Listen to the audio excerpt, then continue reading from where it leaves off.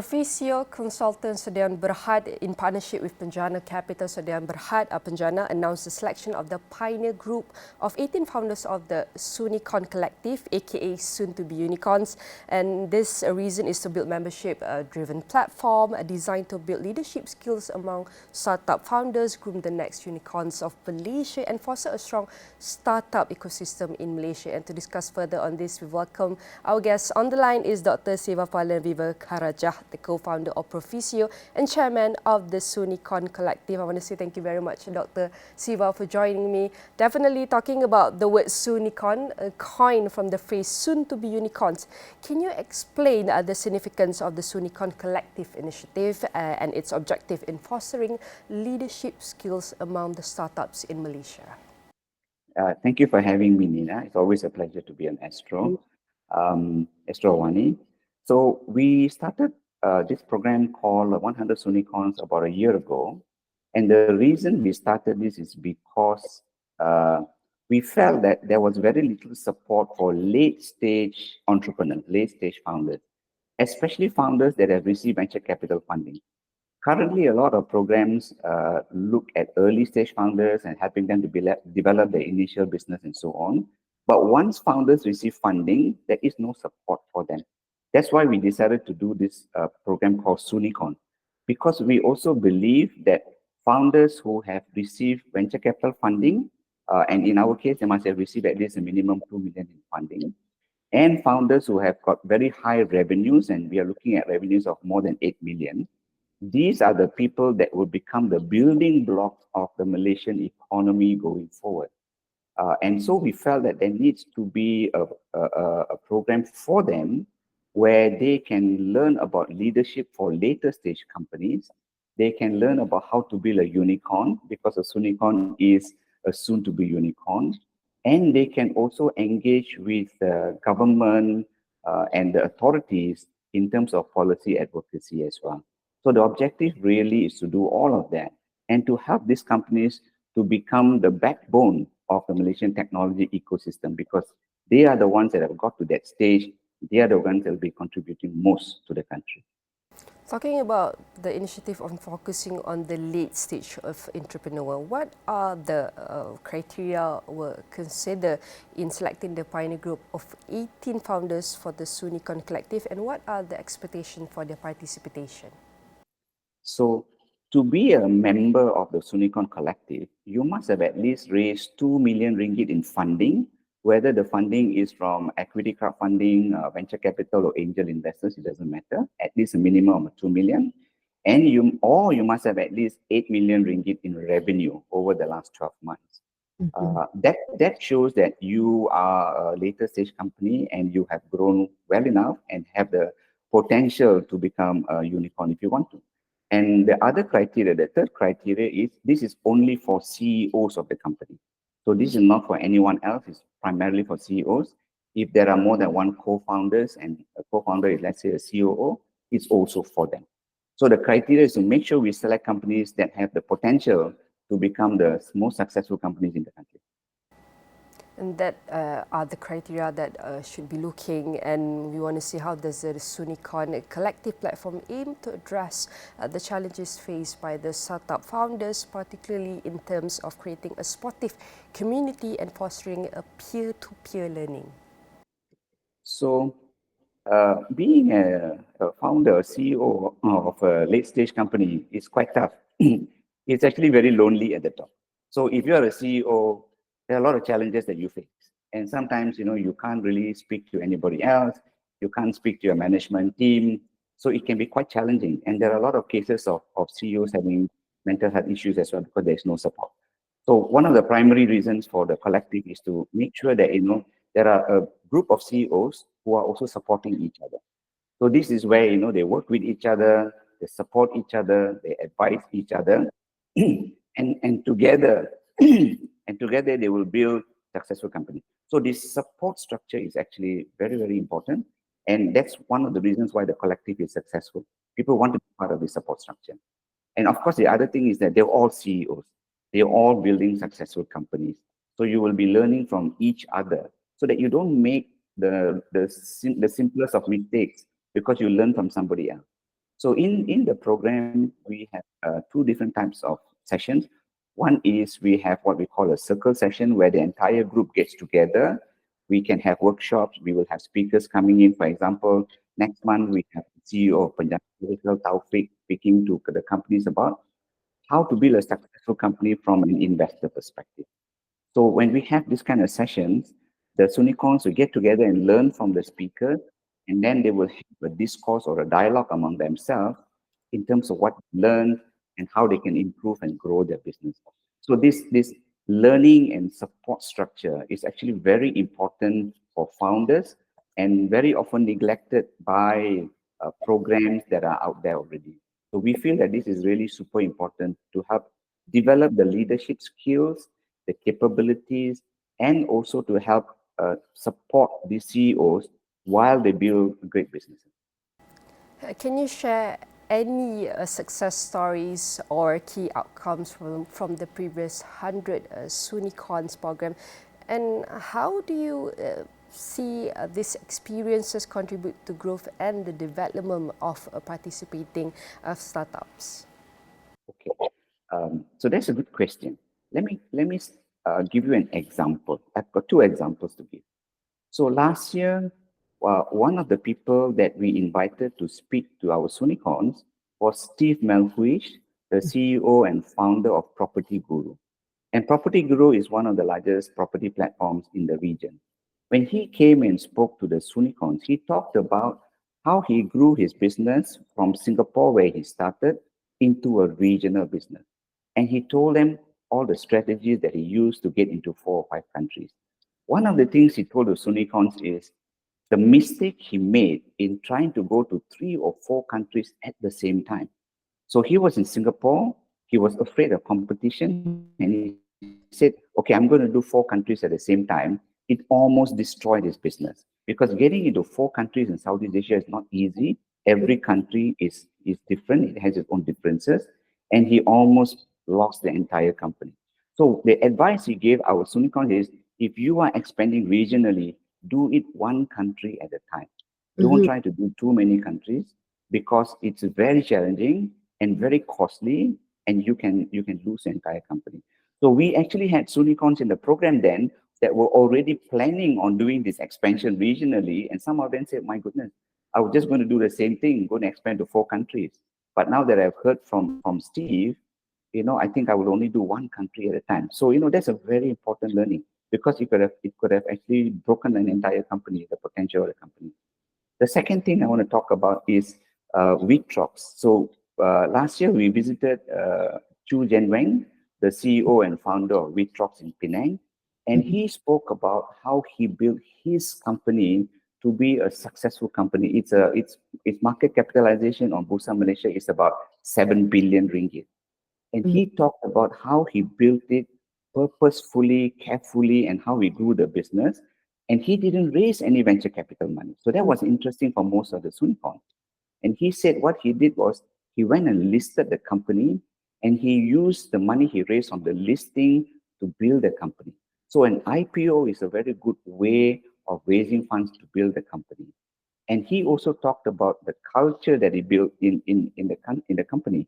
And one important thing was that he provided free vegetarian lunches to all of his staff. And the only person in that place who does the work is they hired a chef to do the cooking, but all the people that do the serving and the cleaning and all of that are the staff themselves. Even senior managers are out there serving their staff at lunchtime.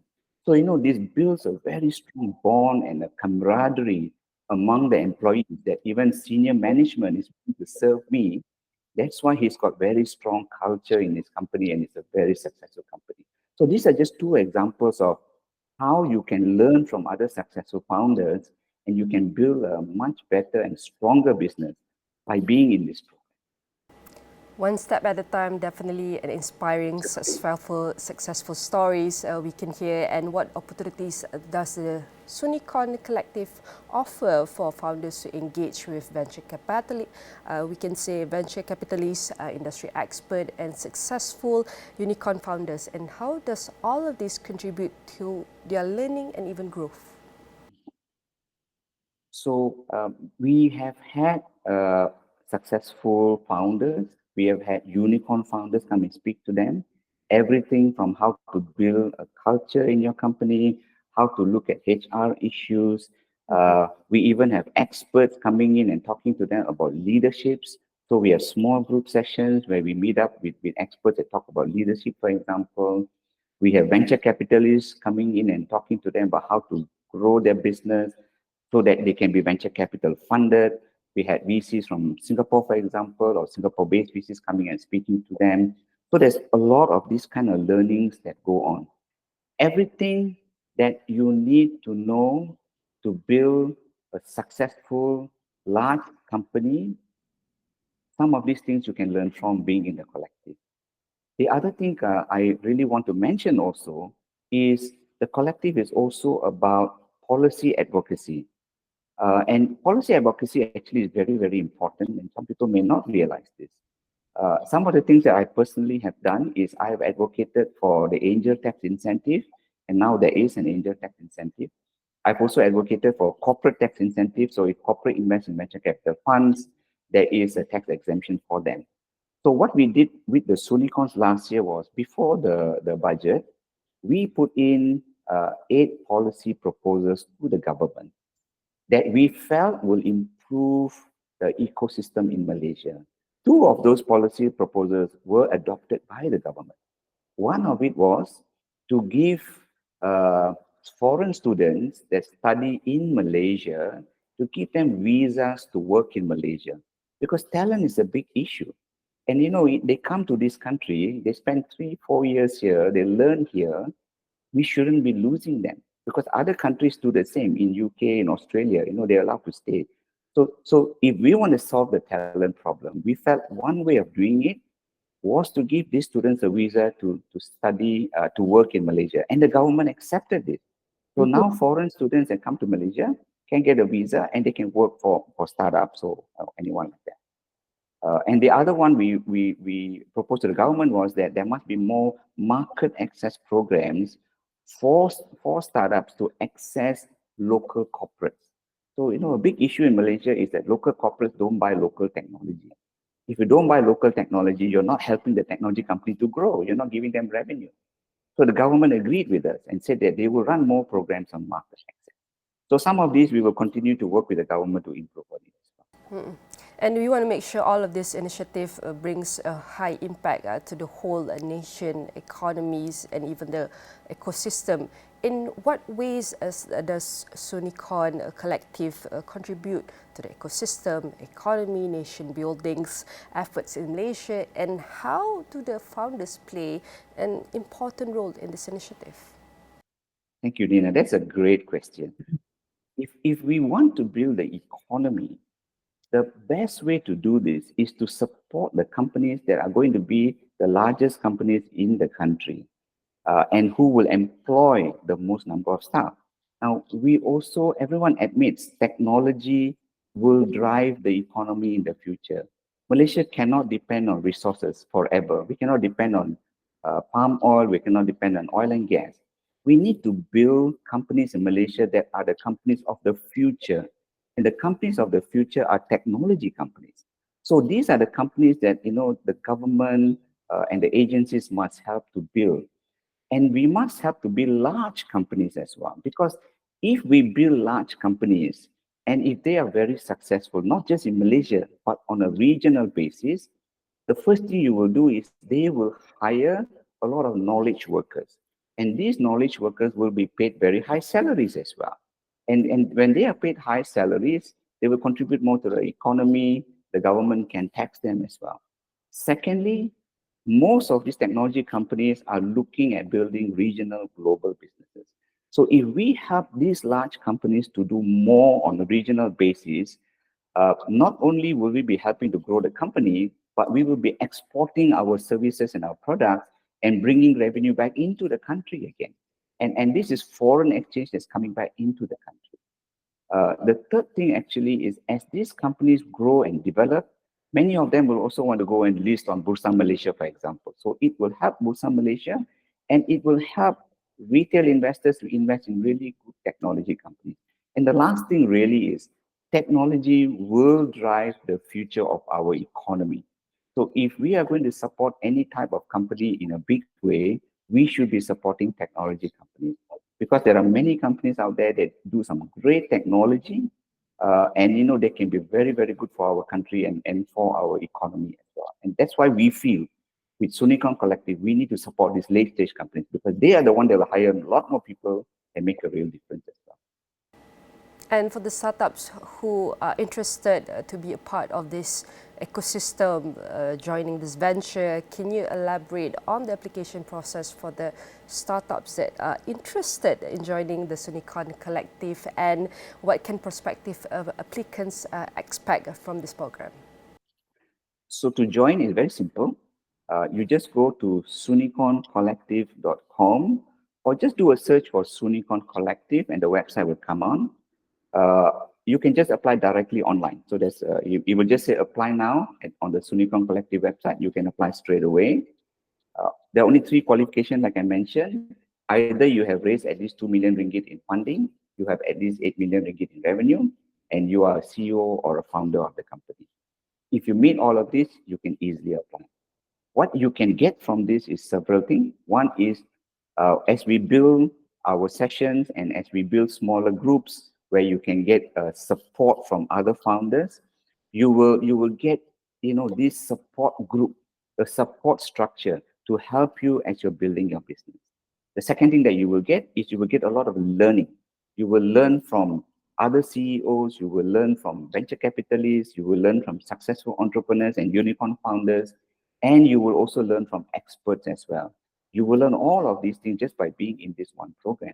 And finally, you will also make a difference in the ecosystem. So we want people to join the collective, not just to take from the collective, but to give back to society, give back to the ecosystem.